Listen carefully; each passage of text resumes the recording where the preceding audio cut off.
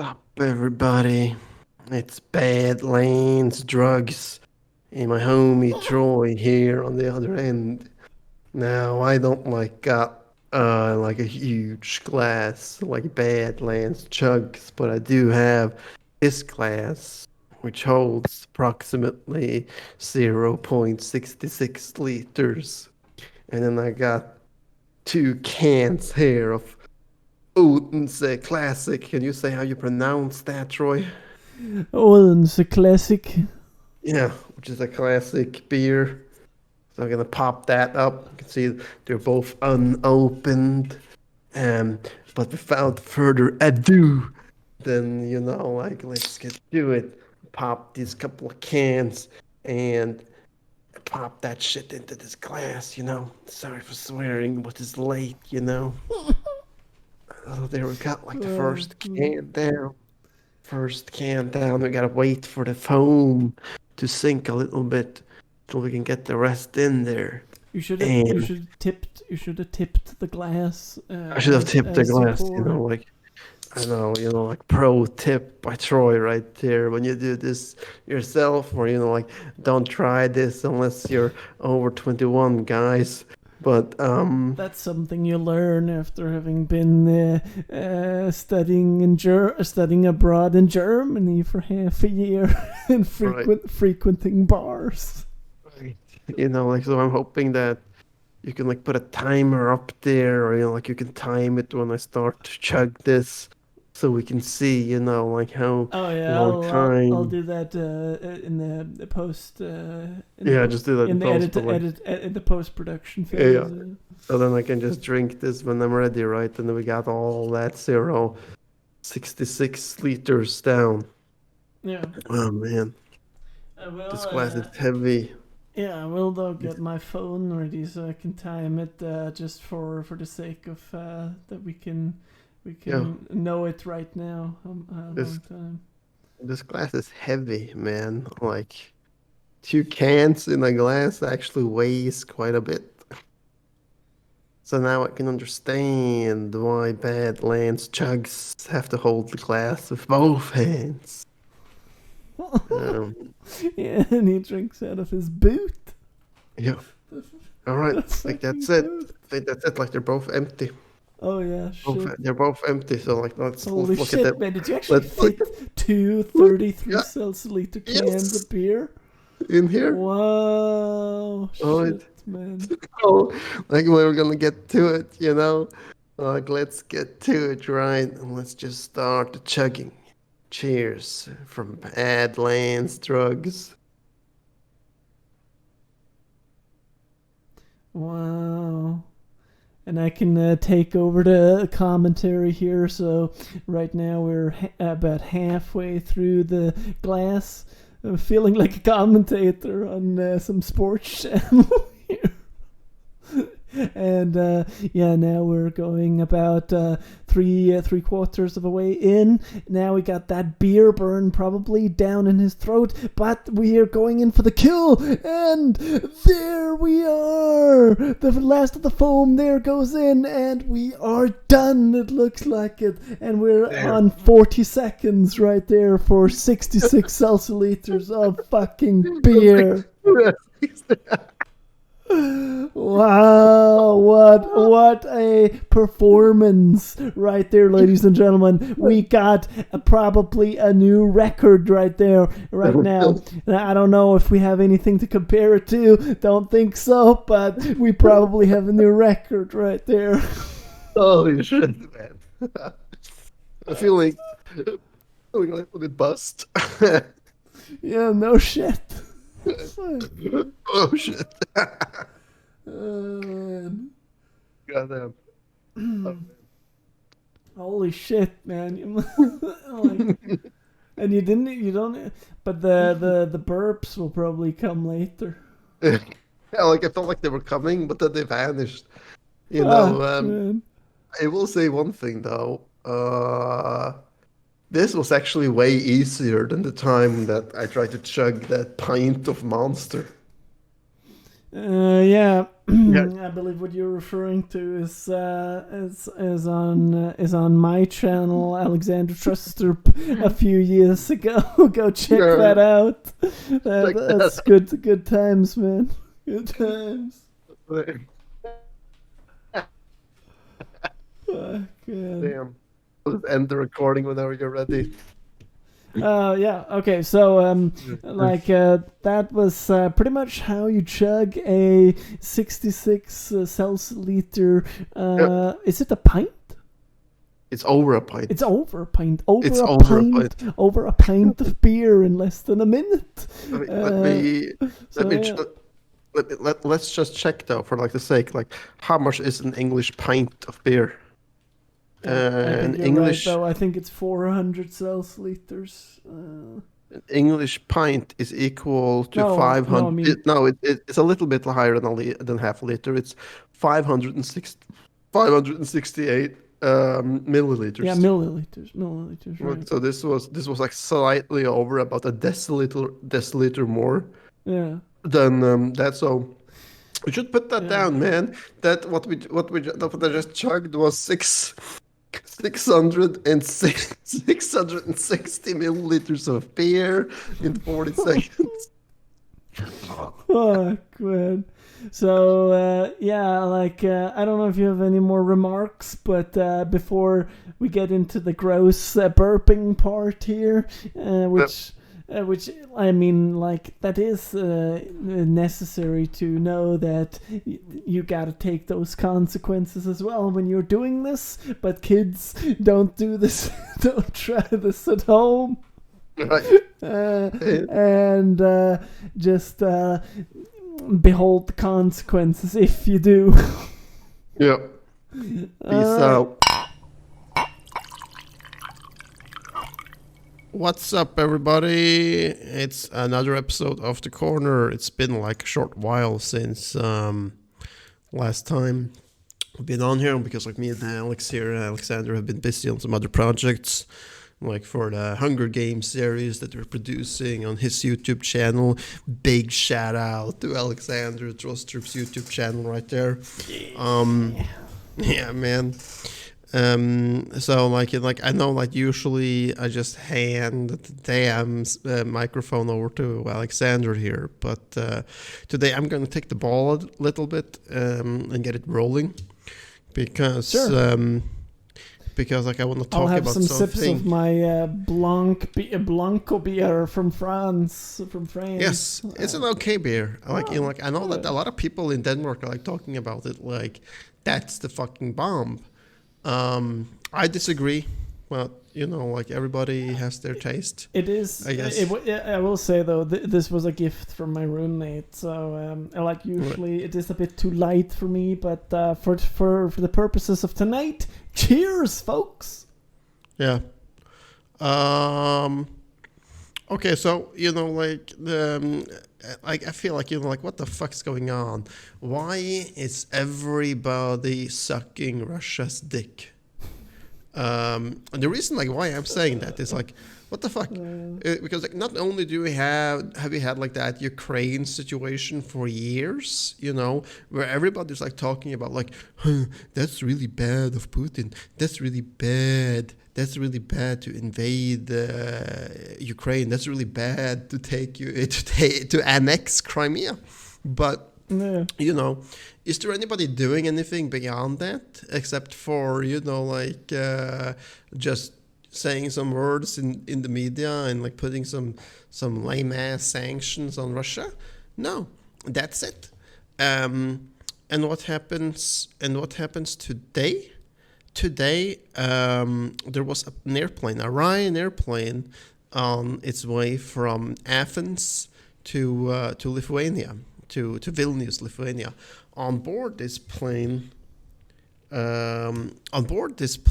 was a journalist that was like that was critical towards the regime in Belarus, towards Alexander Lukashenko that we have talked about before. Also check out Walker YouTube channel on YouTube for a deeper analysis on that. I'll link that in the description. but definitely not doing justice to the Alexander name. That's for sure. Yeah. So what's going on there, right? Oh yeah. So so Lukashenko, the president in Belarus that has been the president, claimed to be democratically elected president for the last 26 years. Claiming is the key word there. Orders his military, 2 fighter jets, to get up in the air ASAP, and some kind of like war helicopter or something, to force this Ryan airplane to land en route in Belarusia, so that his regime soldiers can be ordered to storm the plane once it's in the ground and drag this critical regime critical journalist out of the plane and probably put into some gulag. Wow. And like nothing's like really happening except for like some EU tops and some prime ministers in Europe saying that that's real bad of Belarusia to do something like that. But that's it because they are because it seems like they are afraid of this country, and that like that's I think like that's completely nuts, because we saw earlier when he was elected, where he claimed to have won by like something like 96 or 98%. Don't quote me on that. I will put the correct number in the description. But it was something like that he claimed to have won by, even though like less than 10% of the population in Belarus had actually voted for the man. Wow. Well, and this is the same man, by the way, that claims that the coronavirus don't exist, and even if it does exist, it can't touch Belarusians, because we're so full of vodka and we're strong men and we take sauna every day. So his antidote to the coronavirus was sauna every day and suggesting that everybody had 4 shots of vodka at least every day. Well, I mean, like, it would be a surprise if it was not vodka, if he hadn't said that. Like, to me, it's not surprising, considering that this is the Russians that we're talking about here, or the white Russians. But same thing. Yeah, same thing, because like these guys have each other backs, like ticks are sitting on somebody's skin. I mean, like that's how tight Belarusia is to that fucking place. And like it seems to me that when the Soviet Union collapsed in the end of the 1980s, a bunch of high power people from the Soviet Union have gathered together in some fucking room, and then played war and said, hey, Lukashenko, you can have this territory and be president here, and you, Barad, you can be president in Azerbaijan. and carved up the old Soviet Union states into territories which each one was going to have. Man, I think that's just crazy, right? But the reason why I don't understand why nobody's doing anything is because this is a class case where I would see that humanitarian intervention could actually be sanctioned and justified. And if nobody knows what the term humanitarian intervention means, I know it's a pretty fucked up word regarding what it means. What it is war. It's a justifiable declaration of war, and the only justifiable declaration of war, which is when a country is so fucked up beyond help that it can't help itself, that you have to step in, even if it is with armed forces. Yeah, isn't it? It's a concept that's made up by the UN, right?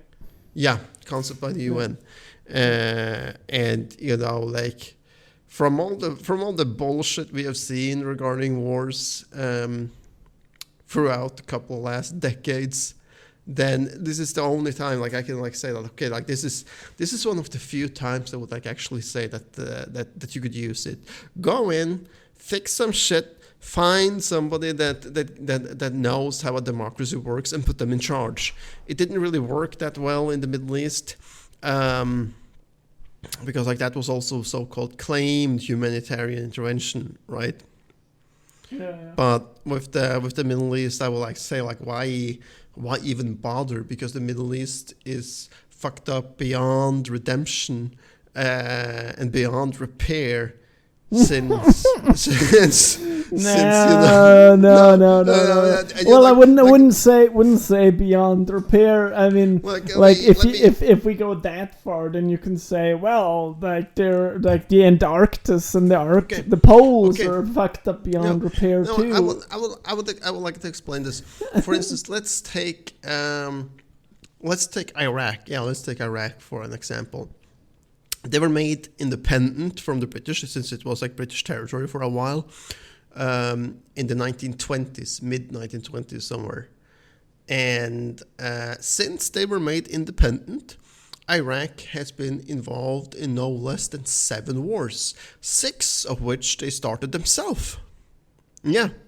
And yeah, I'm also like claiming that they fucking started the Gulf War, that America got involved in themselves, because what happened there was that Iraq was pissy about Kuwait, and you know, like Kuwait's oil depots and shit, decides to roll in and attack. And you know, Kuwait is a big homie of the United States of America, as every great oil nation is. Yeah. And if you didn't know that, Kuwait is a great oil nation because they hold somewhere along the lines of like 20 or 25% of the world's total oil in reserve storages in the ground. Which is a lot of fucking oil, right? Yeah. So you decide to attack some place like that, then you piss off America. And then they come, and then bam, we have the Gulf War, which Bush Senior, you know, like this is both Bush Senior and Bush Junior has been presidents now, but then Bush Senior starts this, and that also fucked up his presidential term, since that was the only term that he served. No. You know. But it makes sense. Like America is an oil-based economy, and so everything that has to do with oil, that naturally draws the attention of the U.S. Of course. You know. So that's just the law of nature, or law of societies. Of course. Although who decided to make America oil-based, I don't know. But it sure was not a good choice in retrospect. No, I think like it was like something that happened like as a natural evolution in the United States, because you know, like you have the place being founded 200 something years ago, right? And then, you know, like as they go along, as they expand and all that stuff, then eventually they come across oil, right? Yeah. And then that they were like way in front of like any other nation on earth at that time, since, you know, like when oil was discovered in America, then that was used for everything. That was used for fucking everything, you know, like especially, you know, like those lanterns, or, you know, like whatever they could like find use for it was being used for it. So JP Morgan and those cholos decides to roll out on that and make that a big thing, right? And then it expands, and then Texas happens, and they find oil in Texas. Yeah. And pretty soon, then oil is the commodity that America is producing the most of. Wow. Very, very early, right? Wasn't there oil lamps in Europe before that time too? Was this actually an American invention? I am wondering if it was an American invention. Like, it has been oil lamps in Europe too before that, but I believe what we were using was whale oil. Does that make sense? Since that's how we would get oil back then in the 1800s, not by pumping it up from the ocean, because that came much later. I gotta check that. Check that. That seems. Who invented the oil lamp? Yeah, so you can keep talking a little bit while I Google it here. Oh, but yeah, I actually found it right here. A guy who was called Aimé Argand.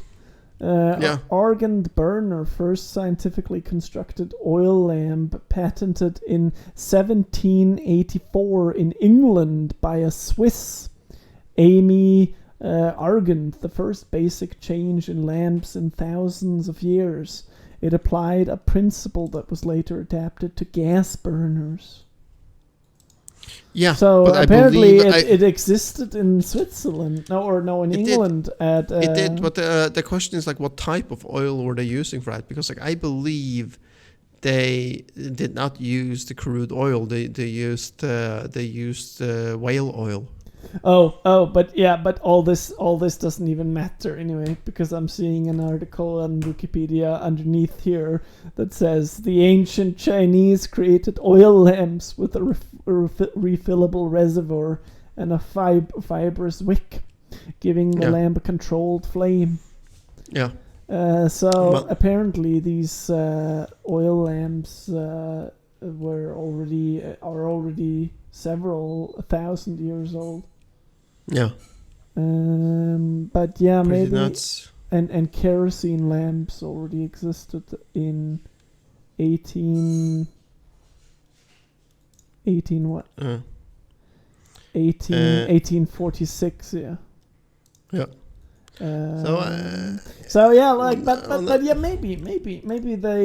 Maybe the Americans invented a new type of oil lamp that used the oil that you find in the underground. I don't know.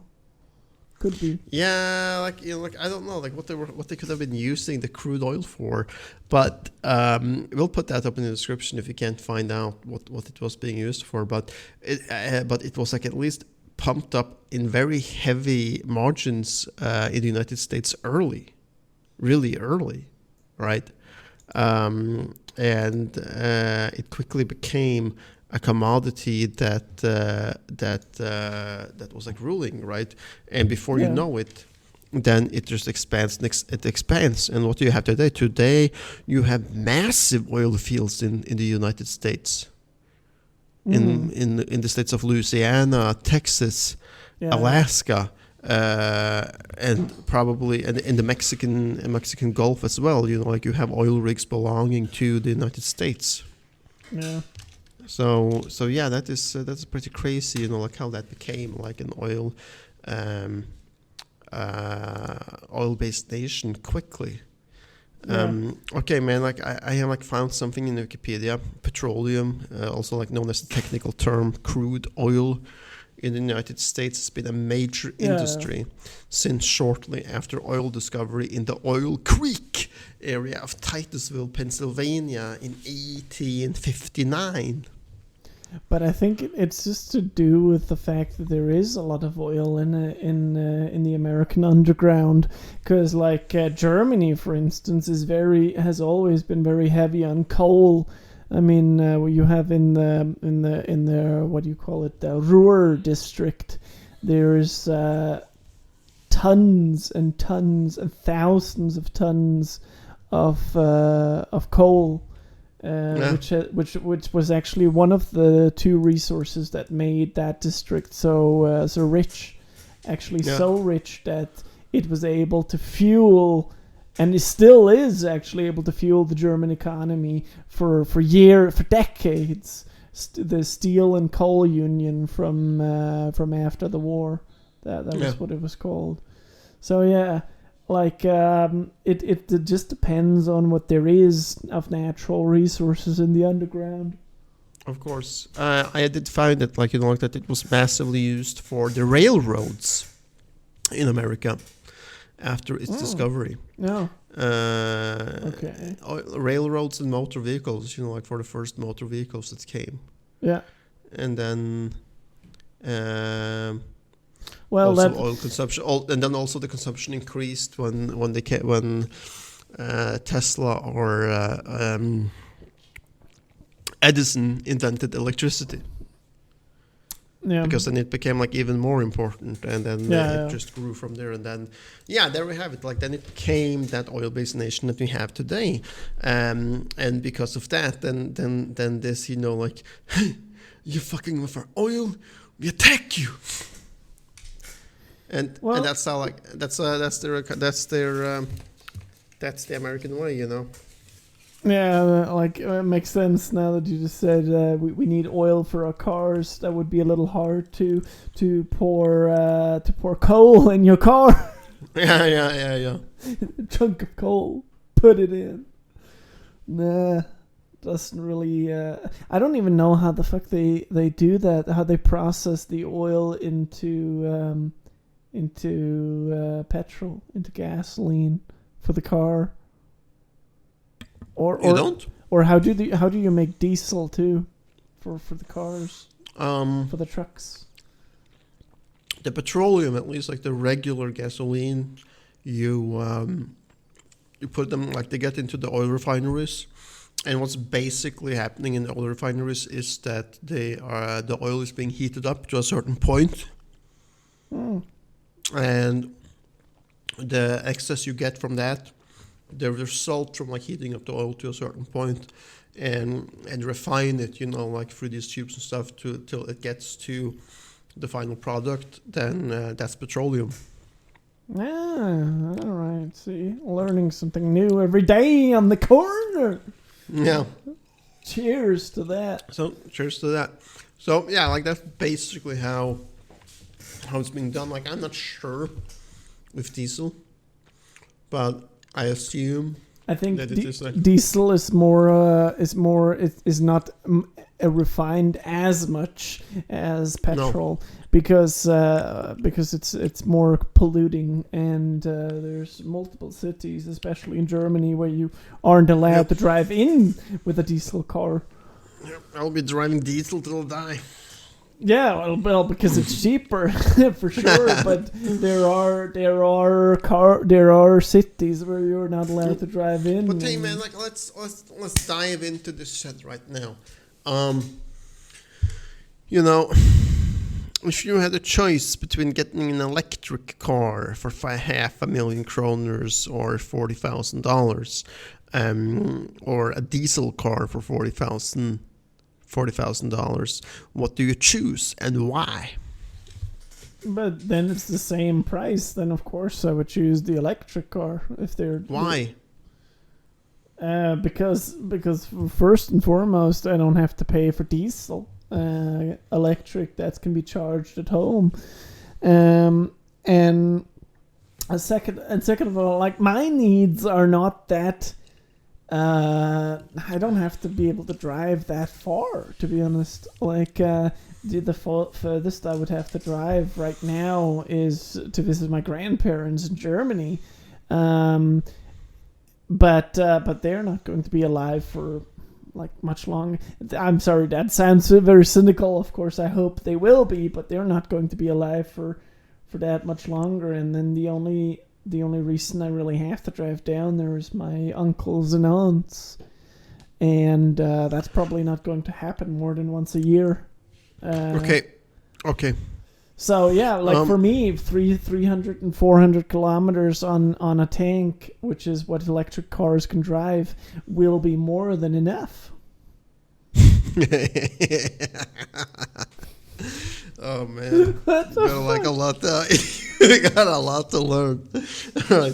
Okay, like my take on it, like the reason why I'm like saying diesel till I die is not for fun. It is a reason behind it. And the reason behind it is that all these battery-driven cars, car and clean energy is bullshit. Because but what do I care about that clean energy? Like it's free money for me. Sorry for interrupting. No, it's not free money because you still gotta pay to have it charged, and where you lose the money. Yeah, but not as much as diesel. Yes, you do. And you're not letting me fucking finish. So I can Right. explain this to you, and so you can become a more learned motherfucker on the corner tonight. So let me explain this to you, like the battery cell technology and shit. That to produce a huge battery that it is in a car with all those cells and shit, that pollutes 3 to 5 times more than the production of a normal diesel car. So before it like actually turns into this like so-called clean energy car, you have had to drive this fucking thing for 5 years. That's when it becomes clean energy, right? But the problem is there isn't any electric car that can hold that long, because a battery loses its effect slowly but certainly, year by year, right? And also the warranty for the battery isn't that long in any electric car. So if that goes bust, say after just 2 years or 3 years, or how long the warranty is, or at least like 5 years, it would be like the maximum. Then it's like, okay, I want to have this changed, or else like my car isn't worth anything. Okay, Alexander, it's going to be like 150,000 for a new battery in your car. You would be like, no. What? Yeah, yes, No, yes. no. Look up. Look it up. How much does a battery for a Tesla cost? So, goddamn, man. So you would be like, holy shit. And this is the reason why the fuck you're like seeing like ads on like Teslas that's only been that's only 3 years old, being like, yeah, I'm selling my Tesla after 3 years. No particular reason at all. But that's the fucking reason that the warranty stops. As Tesla almost exclusively uses remanufactured packs, the true price should be slightly lower. This scenario places our lowest Model X battery replacement estimate at $13,000 for the battery. The lowest, but this is in America. This is without all the taxes and shit that's in. Oh yeah, okay. So you mean 100,000 in Danish? I mean 100,000 in Danish. Right. But I was thinking dollars, like our American, American viewers here. But still, that's a shit ton. And like this is the politics that I don't understand. I don't understand motherfuckers like MF, the prime ministers of Denmark, and all other fucking fappers in Europe being like, yeah, we're gonna fuck ourselves to death on this fucking green, on this green shift. Fuck the green shift. Fuck the green world. All the green world and the green shift is just one giant scam to pull money into the bank. That's what it is. And and I have multiple examples to prove my point on it. But yeah, man. Shit. I gotta say, man, I'm a little shocked right now because I didn't know that the battery was actually this expensive. It is. To renew. So I'm gonna ask you then, like, how many kilometers can I drive my diesel car for 100,000 kroners? Quite a lot, but then again, you also have repairs with the diesel car, but maybe not as frequent. But they're also not as expensive. Like for instance, with a Tesla, you gotta go to a Tesla authorized workshop, and then it is like, okay, I want to have my just like say your handles are starting to fall off or something. Yeah. It's going to be like another $5,000 Danish. Yeah, you want to have that fixed? Yeah, there's going to be another $5,000 Danish. So yeah. So like that's my problem with it. Like if it had been cheap to fix, if it was an actually sustainable vehicle to drive, that was just as sustainable as a Kia diesel. With a 7-year warranty new, then yeah, I would be all for it. But there's just so much shit that is like pointing towards that this green shift is just a scam, and it's a scam by the EU and the politicians and probably Biden as well. Sorry, Biden, no disrespect, but yeah, it is. You're still a whore. Anyways. Yeah, I mean, like I would like to go to this figure that I was quoting before from the 17th of April 2021 on Find My Electric, because $13,000, that is also a lot for an American. Yes. For the average middle class American who may be driving a Tesla. And this is just for the battery. Then of course comes on top of it 100 to 200 for miscellaneous parts, and the potential 500 to 600 for labor. Yeah. I was going to say that. Don't forget about the labor. That they also want money to put that bitch back in your car for you. And it wouldn't surprise me if this green shift that there's also going to come some fee, like I'm going to charge like $1,000 fee to get rid of and probably dispose of that old battery. Yeah. So right. in the worst case scenario, we're actually looking at around $14,000. Which is it's the times 6, right, in kroners. Yeah. So yeah, we're actually looking around 83,000 kroners. Yeah, and if it was in Denmark, you could also like add the 25% VAT. The months, right. So no, man. you actually. Yeah, we are at 100,000, over 100,000 at least. Yeah. At the very least. Actually. Holy shit, man. And will that justify buying already expensive Tesla, which will cost probably like $500,000? Yeah, no. I'm not sure it will. I'm not sure anymore. No, gotta be honest.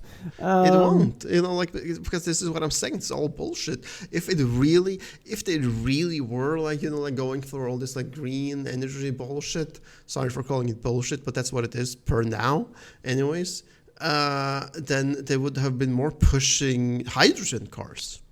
Hydrogen cars would be like way more environmentally friendly and cheaper in the long run. Also, they're orders of magnitude more practical to drive around in than pure electric, because pure electric, then if you have to drive further than 400 kilometers, you're fucked, because then you have to get it charged. Where hybrid, then you kind of like have that flexibility as well of jumping over on normal coal, normal petrol or diesel.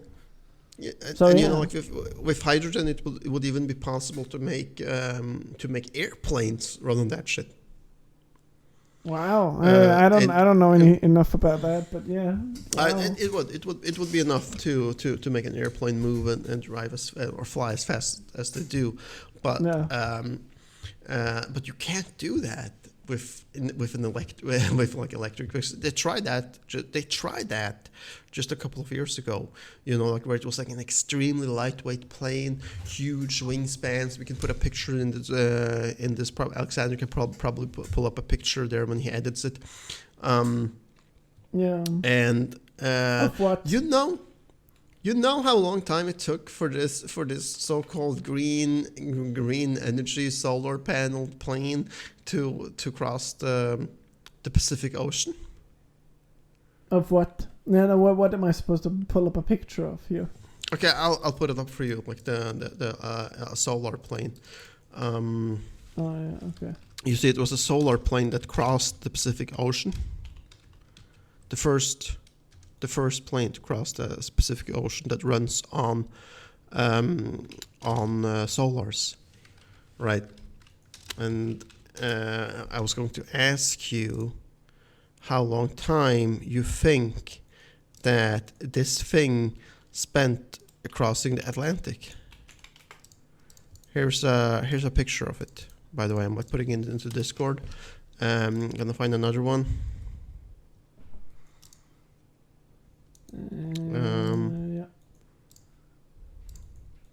Like an extremely lightweight plane and all that. The whole wing is like just solar panels.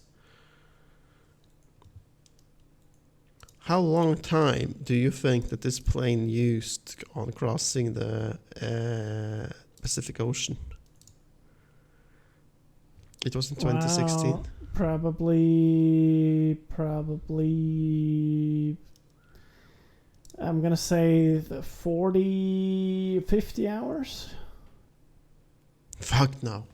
It spent 62 hours, and that was only from San Francisco to Hawaii, where it needed to land and Okay. The because the Pacific is much wider. I was thinking Atlantic Ocean when it took because a normal plane or I think no, it was a fighter jet. A fighter jet can circle the world in 24 hours. But that's a fighter jet, so that's a fighter jet that goes 1,500 kilometers an hour. So this and one that's is, rocket, and that's fueled with rocket fuel. Yeah. So this one is just a glider. So yeah, obviously that's going to be 3 times as long. So yeah, I would have guessed 72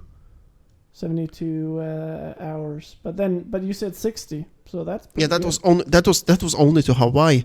The entire flight took nearly 6 months. Wow. Because the panels aren't producing enough energy, right? Even if it's just gliding, so it ends up by having to land on Pacific Islands to wait to recharge and then take off again and then land again and then wait and recharge, right? And then repairs and blah blah blah blah blah, and then before you knew it, right? It was 6 months before it 3 days. 3 days? Does it say 3 days? Let me see. It started in March 2015 in the United Arab Emirates. Yeah. And when did it land? And then it landed in Hawaii. Okay, so it flew around the world though. It flew around the world because it flew then from United Emirates and then to San Francisco and then to Hawaii. But still, March 20. Still a lot longer than a fighter jet running on rocket fuel. Listen. It started the journey in March 2015, and it landed on fucking April 24th, 2016. That's a year and 2 months, man. Wow. Holy shit. That's a year and 2 months before it finished the journey. And in comparison, a fighter jet with rocket fuel that takes the world in a day. Yeah.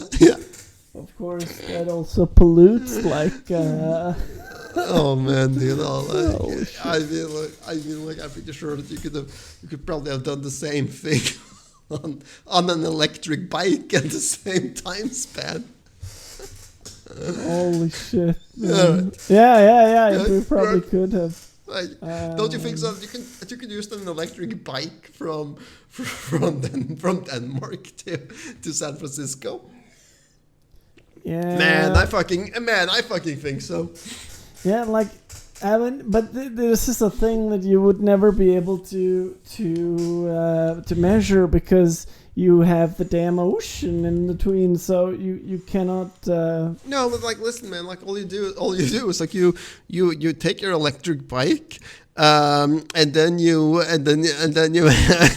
bike from here to Vladivostok in Russia. And you wait till you finally find somebody that speaks fucking English, probably a crab fisherman or something vessel in the port of Vladivostok to refuel his vessel, and you're saying hey man, you take me and my boat with you to Alaska.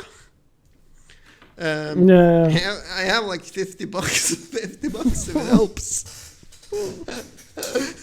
And then you ride with him to somewhere in Alaska, and then you're set. Then all you gotta do is bike all along the coast from Alaska to Canada to the west coast of the United States. I'm not sure that your battery on your bike would actually be able to endure that trip with the cold weather, with the ice cold freezing weather.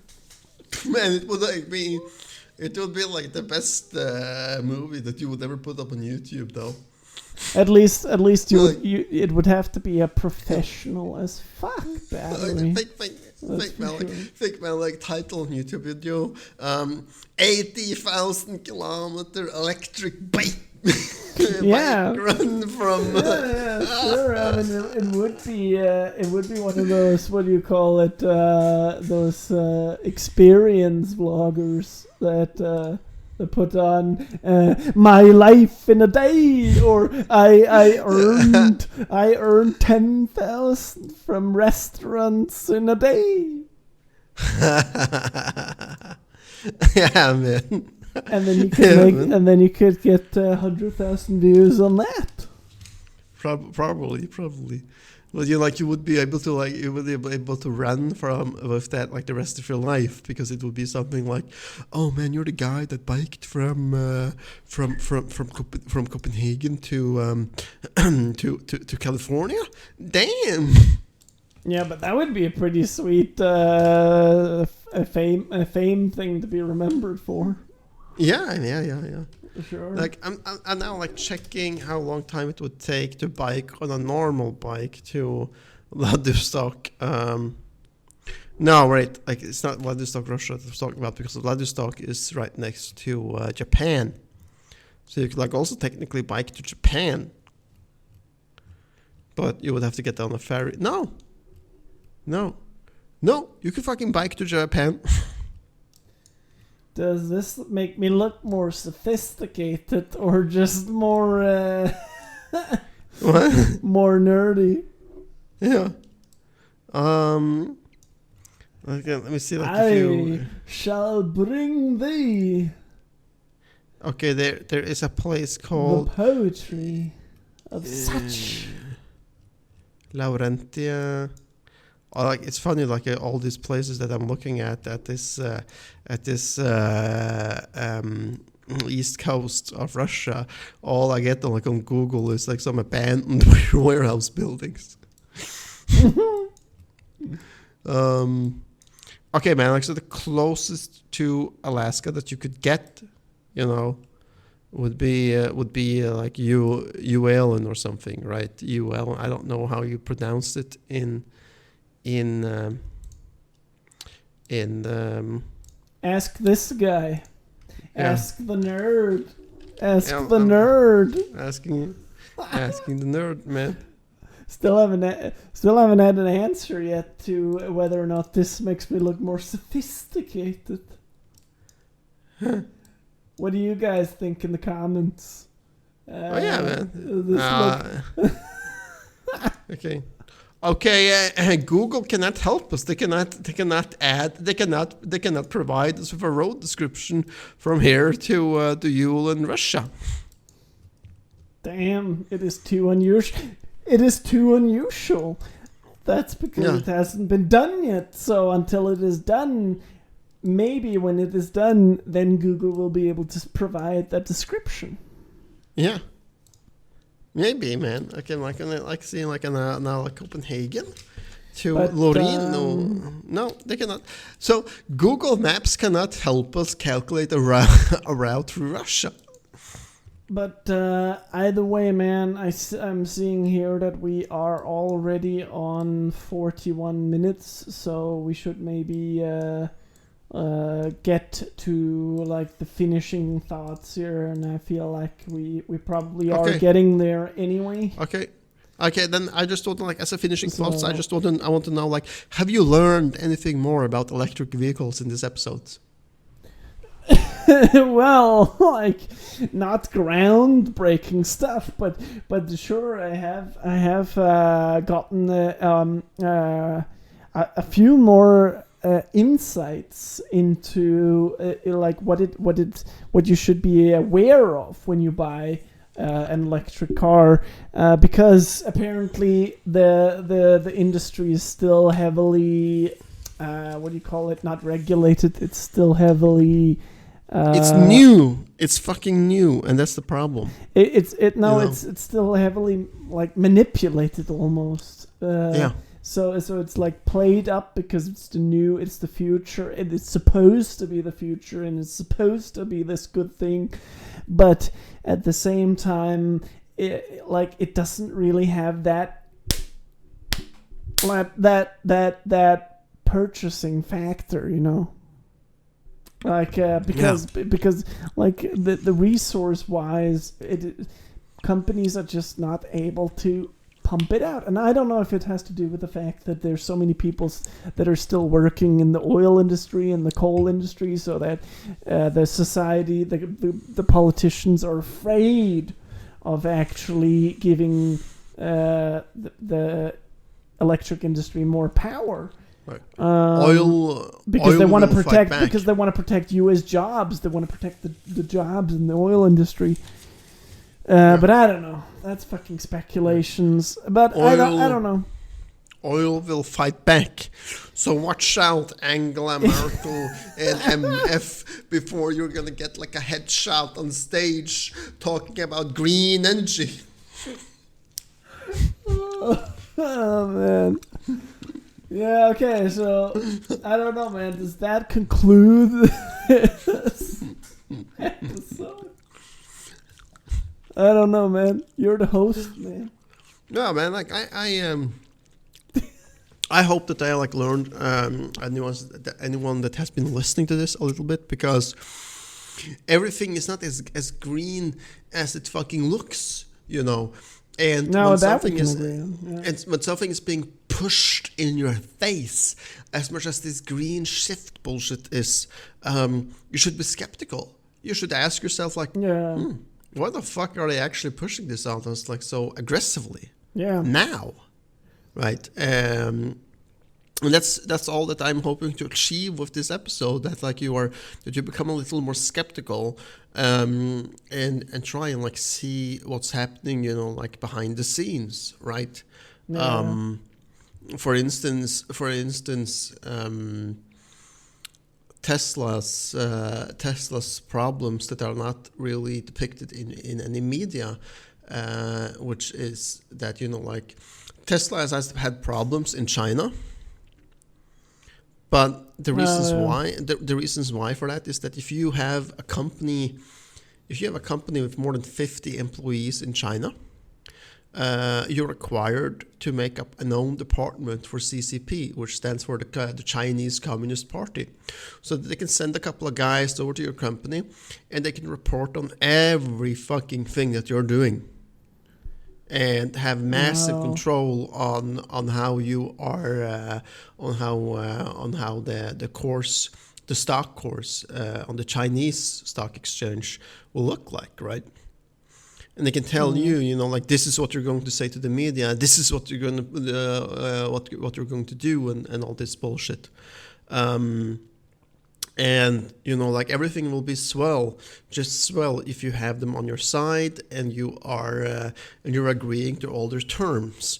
But it seems like Elon Musk is not really having some problems with the Chinese Communist Party, because they're being pushing.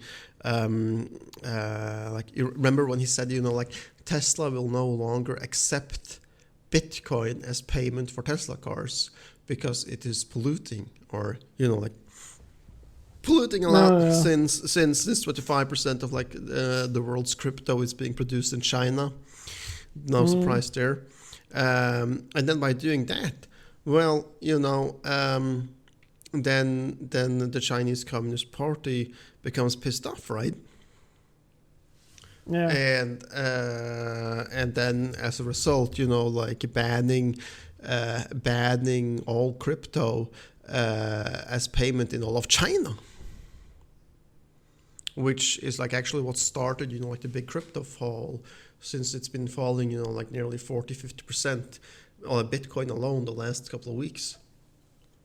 That's a pretty fancy glass from which you're drinking, by the way. Yeah, man. I got my water jug here. Sounds good. Looks good. Yeah, man.